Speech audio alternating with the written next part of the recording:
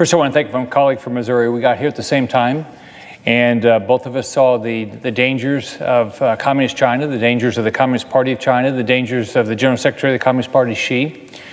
We've watched a million Uyghurs get put in prison just for their religion. We've watched American companies have their technology stolen.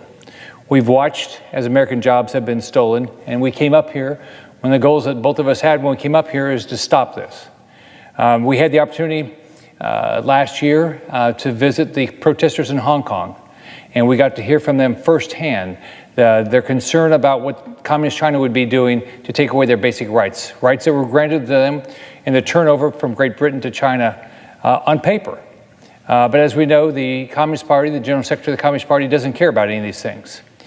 We've watched the Communist Party use drones to surveil us. We've watched, as my colleague has said, the TikTok become a worldwide phenomenon, and it's an opportunity for the Communist Party of China to surveil all of our citizens, or of our citizens are using it. So I want to thank my colleague for his effort in this regard, but not just this, but all of his efforts to hold Communist China accountable. There's a lot of work to do. As we know, this pandemic, it was way worse because of the actions of the Communist Party in China. So this is a common sense thing to do. We should not have TikTok on federal government phones.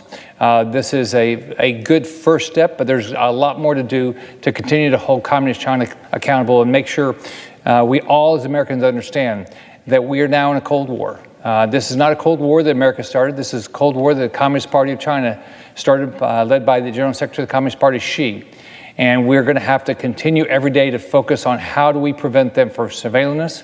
And another thing Americans can do besides make sure you're not using TikTok is make sure you're buying American products and don't buy products from Communist China.